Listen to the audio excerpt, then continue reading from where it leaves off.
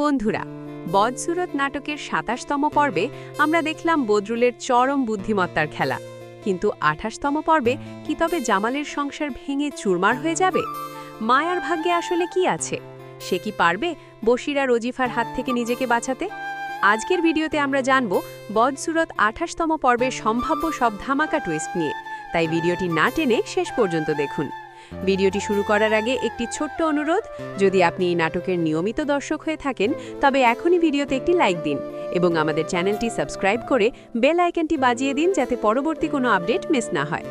২৭তম পর্বে আমরা দেখেছি বদরুল কতটা কৌশলে তার বড় ভাই বশিরের থেকে তার হকের সম্পত্তি ফিরিয়ে নেওয়ার চেষ্টা করছে। বশির এখন দিশেহারা। অন্যদিকে জামাল তার স্ত্রী মরিয়মকে নিয়ে সুখে থাকার চেষ্টা করলেও মনের ভেতরে ভেতরে মায়াকে নিয়ে যে গভীর অনুশোচনা ও দ্বন্দ্ব চলছে তা কি জামাল শেষ পর্যন্ত বুঝতে পারবে? ২৮তম পর্বে আমরা দেখতে পারি বশির যখন বুঝতে পারবে তার পায়ের তলা থেকে মাটি সরে গেছে, তখন সে বদরুলের ওপর হিংস্র হয়ে উঠবে। হয়তো সে আইনি পথে বা পেশি শক্তির মাধ্যমে সম্পত্তি পুনরায় দখলের চেষ্টা করবে। অন্যদিকে জামালের নাম মরিয়ম ও তার বাবাকে এই বাড়ি থেকে চিরতরে তাড়ানোর জন্য জামালের কানে বিষ ঢালবে।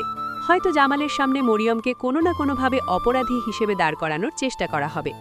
মরিয়ম কি পারবে জামালের বিশ্বাস ধরে রাখতে, নাকি আবারও সে ষড়যন্ত্রের শিকার হবে? আমার মতে মরিয়মের আরও করুণ পরিণতি হওয়া উচিত।